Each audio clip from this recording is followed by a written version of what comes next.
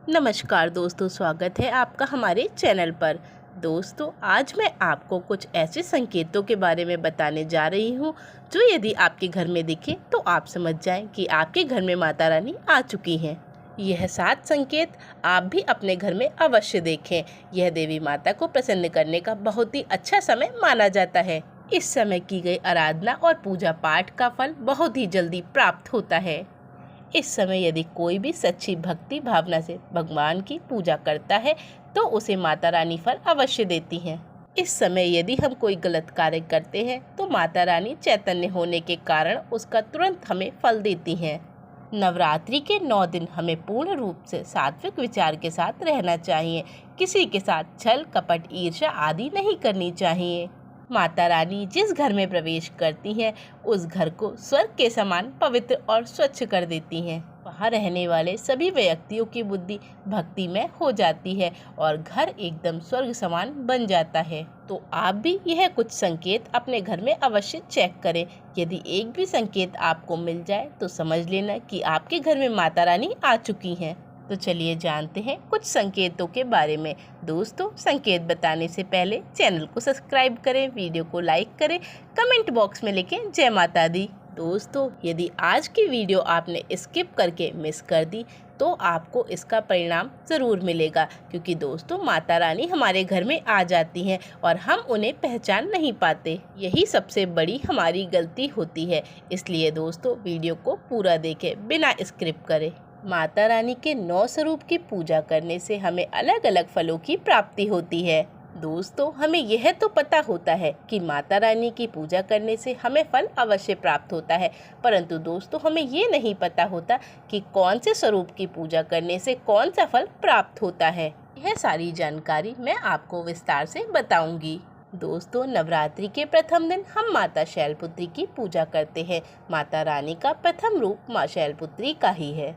माता शैलपुत्री पर्वतराज हिमालय के घर में पुत्री के रूप में उत्पन्न हुई थी, इसलिए इनका नाम शैलपुत्री पड़ा। नवरात्रि के पहले दिन हम माता शैलपुत्री की पूजा करते हैं। वृषभ में माता शैलपुत्री विराजित रहती हैं। माता रानी संपूर्ण आभूषण से विभूषित होती हैं। माता रानी की 10 भुजाएं होती हैं, 10 चरण वाली होती हैं और माता के दाहिने हाथ में त्रिशूल और बाहिने हाथ में कमल होता है। माता शैलपुत्री शक्ति, दृढ़ता आदि का प्रतीक है। माता रानी की उपासना करने से जीवन में स्थिरता आती है। यदि आप भी माता शैलपुत्री को प्रसन्न करते हैं तो आपके जीवन में स्थिरता अवश्य आएगी। माता शैलपुत्री का मंत्र है ओम चंद्र शैलपुत्री देवे नमः। दूसरा दिन होता है माता ब्रह्मचारिणी का। माता ब्रह्मचारिणी की पूजा करने से कई प्रकार के मनोरथ की प्राप्ति होती है। देवी ब्रह्मचारिणी का नाम ब्रह्मचारिणी क्यों पड़ा? क्योंकि भगवान शिव से विवाह करने के लिए प्रतिज्ञावश माता पार्वती ने ब्रह्मचारी का पालन किया, इसलिए माता का नाम ब्रह्मचारिणी पड़ गया। ब्रह्म का अर्थ होता है तपस्या और आचरण का अर्थ होता है तपस्या करने वाली, इसलिए माता का नाम ब्रह्मचारिणी हो गया। माता रानी ने भगवान शिव को प्राप्त करने के लिए कठोर तपस्या की। देवी ब्रह्मचारिणी के दाहिने हाथ में जप की माला है और बाहिने हाथ में कमंडल है और ब्रह्म का स्वरूप है। देवी ब्रह्मचारिणी की उपासना करने से मनुष्य में तप, त्याग, वैराग्य, सदाचार आदि प्रकार के भाव आ जाते हैं। माता की कृपा से ही सर्वत्र सिद्धि और विचार की प्राप्ति होती है। दोस्तों, नवरात्रि का तीसरा दिन माता चंद्रघंटा का होता है। माता चंद्रघंटा के माथे पे चंद्र आकार बना हुआ है, इसलिए इनका नाम चंद्रघंटा पड़ा है। इनका चंद्र है वो बहुत ही भयंकर है। घंटे की ध्वनि से यह सभी दुष्टों का नाश कर देती हैं, इसलिए माता का नाम चंद्रघंटा पड़ा है। माता के शरीर का रंग स्वर्ण के समान चमकीला है। इनके 3 नेत्र हैं और 10 हाथ हैं और हाथों में अस्त्र शस्त्र हैं। माता चंद्रघंटा सिंह के आसन पर अरुण है तथा युद्ध में लड़ने के लिए अमुख रहती हैं। माँ की कृपा से भक्तों के जीवन में सभी समस्याएं खत्म हो जाती हैं। देवी की कृपा से भक्ति के सभी संकट दूर हो जाते हैं और वह निर्भय हो जाता है। यदि आप माँ चंद्रघंटा की पूजा करते हैं तो आपको निर्भयता की प्राप्ति होती है। चंद्रघंटा माता का मूल मंत्र है चंद्रघंटा माता नमो नमः। नवरात्रि के चौथे दिन माँ कुष्मांडा की पूजा करते हैं। यह माता कुष्मांडा ने ही सृष्टि का निर्माण किया है, इसलिए माता का नाम कुष्मांडा पड़ा है। माता रानी की 8 भुजाएं हैं। माता कुष्मांडा अपने हाथों में 8 प्रकार की सिद्धि रखी हुई है। इनका वाहन सिंह है और कुष्मांडा माता की आराधना करने से भक्तों के सभी दुखों का नाश होता है और उनकी काया आरोग्य होती है। नवरात्रि के 5वें दिन हम स्कंद माता की पूजा करते हैं। माता ब्रह्मचारिणी की तपस्या के बाद माता का विवाह शिव जी से हुआ और उसके बाद कार्तिकेय हुए।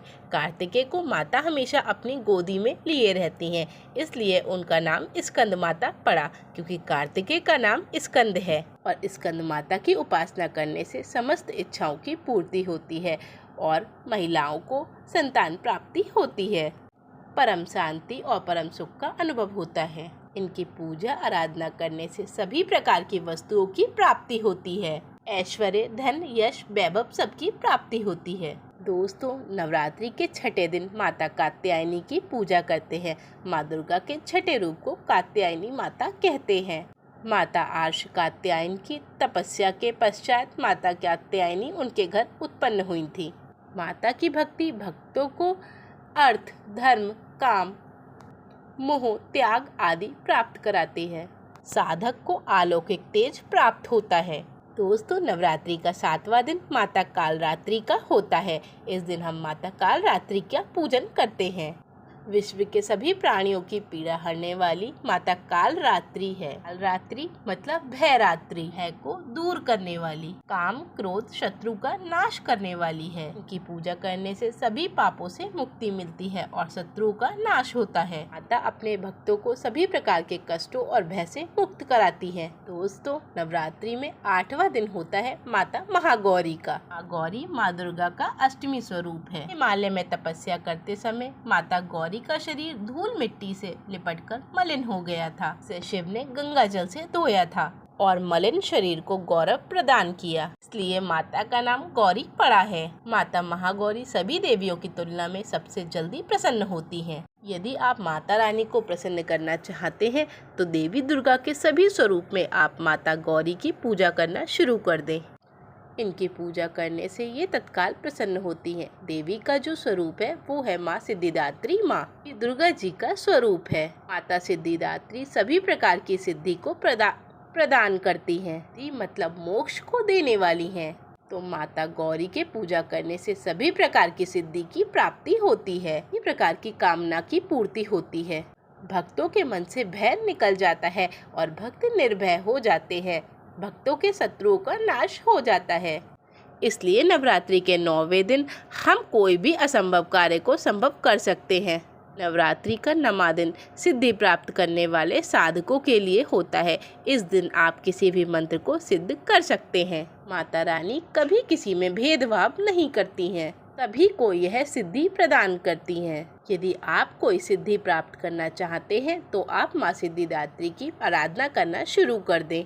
तो चलिए बताते हैं कि वह कौन से संकेत हैं जिससे आपको पता चलेगा कि माता दुर्गा आपके घर में आ गई हैं। दोस्तों, पहला संकेत है बार बार गौ माता का घर पे आना।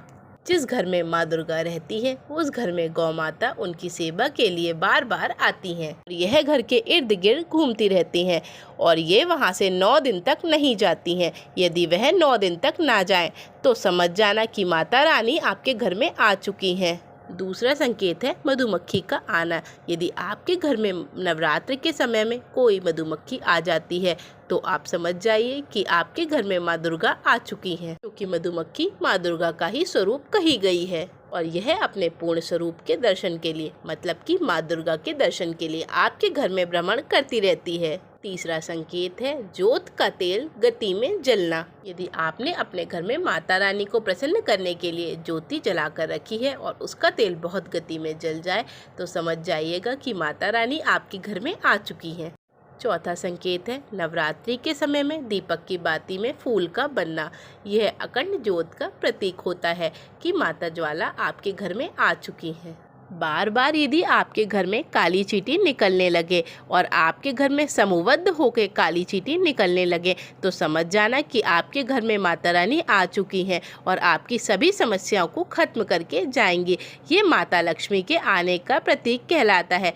यदि आपके घर में कोई मनमोहक सुगंध आने लगे, आपके घर में ठंडी हवा चलने लगे, तो आप समझ जाएं कि आपके घर में माता रानी आ चुकी हैं। दोस्तों, तो आप इन संकेतों से बिल्कुल पता कर सकते हैं कि आपके घर में माता रानी आ चुकी हैं। तो दोस्तों, आज के लिए बस इतना ही। धन्यवाद।